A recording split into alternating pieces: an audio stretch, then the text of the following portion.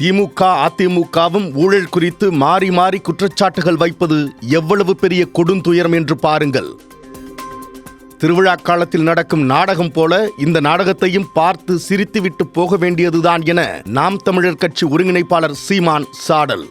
ஊழல் குற்றச்சாட்டு இல்லாத துறை ஒன்று சொல்லுங்க.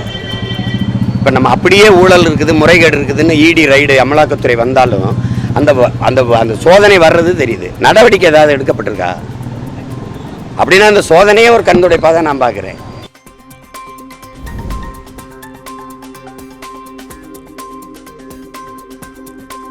கடந்த 2018 கர்நாடக சட்டசபை தேர்தலில் மத்திய உள்துறை அமைச்சர் அமித்ஷாவை அவதூறாக பேசியதாக காங்கிரஸ் எம்பி ராகுல் மீது போடப்பட்ட வழக்கு விசாரணைக்கு ஜனவரி 19ஆம் தேதி நேரில் ஆஜராக சுல்தான்பூர் நீதிமன்றம் சம்மன்.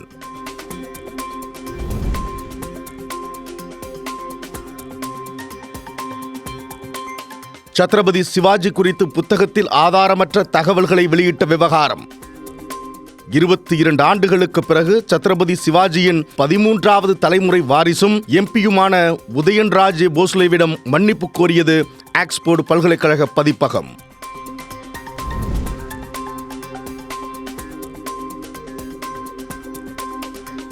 வெனிசுலா அதிபர் நிக்கோலஸ் மதுரோ அமெரிக்காவால் கைது செய்யப்பட்டதன் தாக்கம். உலக சந்தையில் கச்சா எண்ணெய் விலை சரிவு.